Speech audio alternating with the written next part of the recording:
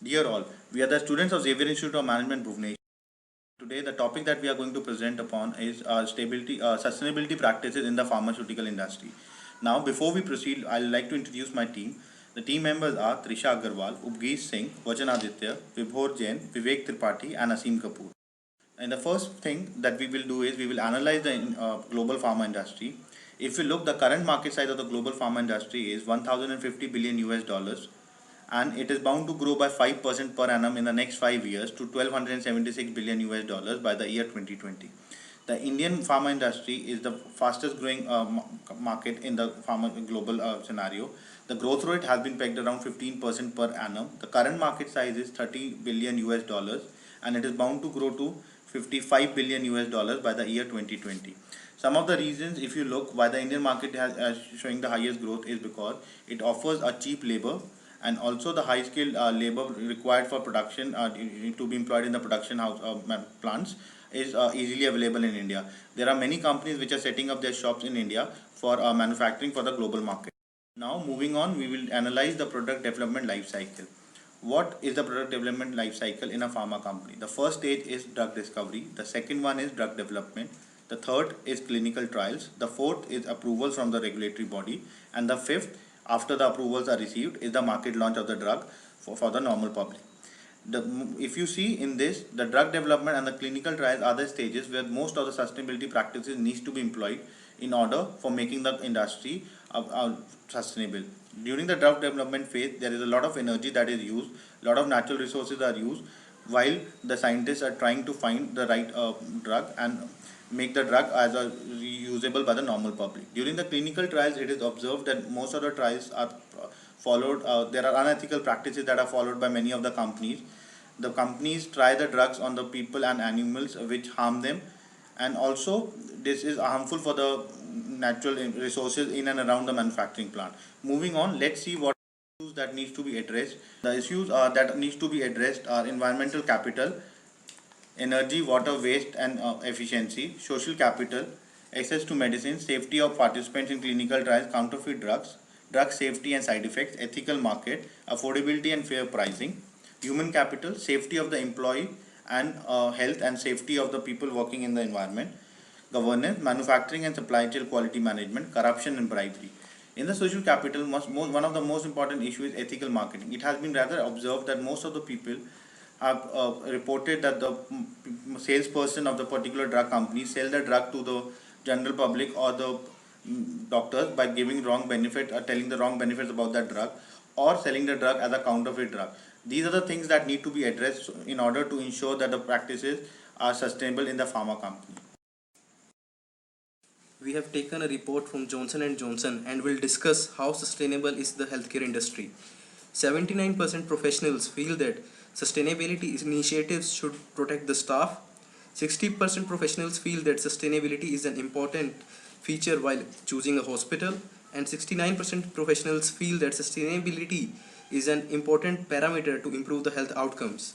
From the report, it was found that 76% professionals are more likely to purchase a company's products or services if they have environmentally sustainable practices.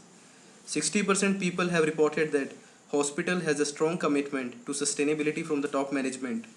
And another finding from the report was that while purchasing, we need sustainability practices. Hospitals expect that integration of sustainability into products purchasing to increase is bound to increase by more than 45% by the year 2016. The key challenges were also identified and the entry barriers were mentioned. 80% feel that the cost of implementation is the major key barrier, while affordability and availability of green products are the another key barriers. Hospitals seek help from medical manufacturers as well and want manufacturers to lower down the prices and provide information on sustainability practices and make products more sustainable. Now we look at some of the international alliances for sustainable practices. Carbon Trust, an independent partner helping organizations to benefit from carbon reduction, resource efficiency strategies, and commercializing low carbon technologies. The next is Sustainable Development Unit. It supports the National Health Service of the UK public health, and social care to embed and promote the three elements of sustainable development: environmental, social, and financial. The next is IAI-PIE. It was launched in Eco-Pharma Stewardship ESP framework to address pharmaceuticals in environment PIE. Now we look at some of the sustainable practices in the global scenario. We will look at two of the largest pharmaceutical giants. First, we look at the sustainable practices of GSK. So GSK, what it is doing, it is trying to reduce input material, improve processes in order to reduce water impact. It's exploring ways to reduce water use and half operational waste by 2020.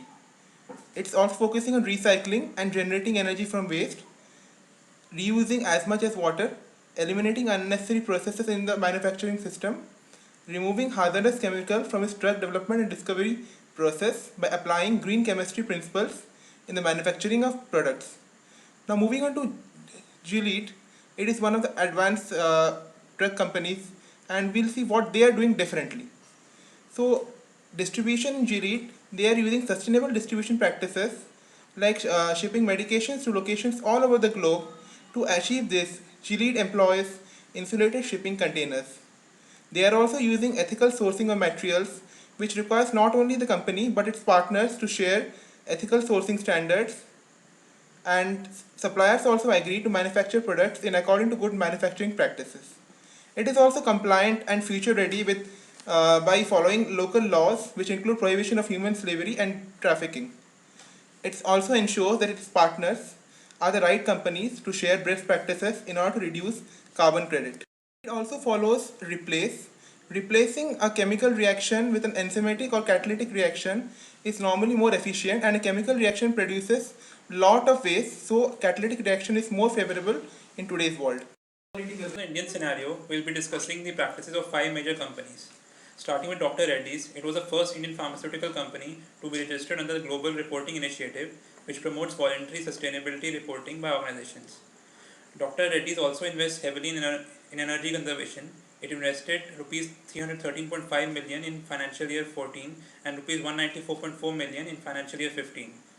It also carries out upcycling, where it recycles up to 86% of its solid waste by supplying it to cement industry, where it is used as an auxiliary fuel. Next, we'll come to Cadila Healthcare. It has set up an effluent treatment plant at each of its facilities for treating waste generated by the company's operations. It is also reusing the hazardous waste by methods like co-processing, where it uses it as a raw material. It also goes for solvent recovery, where solvents are recovered from the liquid waste and reused.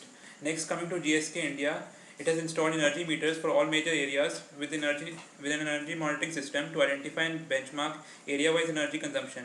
It is also working on various options to reduce energy consumption in 2015, including use of biomass for boilers and optimization of the heating, ventilating and air conditioning system. It also segregates and recycles the waste by its operations. Its Nasik site runs on zero discharge basis with respect to water, and all the treated site effluent is used for site gardening. Pharma has invested in green energy, primarily in the generation of wind energy. In FY15, they generated around 2.7 million kilowatt hours of clean energy. They have adopted environment-friendly manufacturing processes and systems. They use condensate recovery pumps, fuel-efficient packaged boilers that use heat from waste gases of engine exhaust. They generate steam from waste heat of the captive power plant and reduce electricity wastage through motion sensors. Glenmark does water management by reusing and recycling the treated wastewater in cooling towers, boilers, and landscaping rainwater harvesting structures in the company's facilities. They conserve energy by using energy efficient lighting system and HVAC system, which includes optimized blower speeds, temperature controller and timers on ACs and exhaust fans. They conserve fuel through use of HSD, biodiesel, or a mix of natural gas and HSD. They handle hazardous waste by co-processing the off-specification and expired medicines in cement kilns.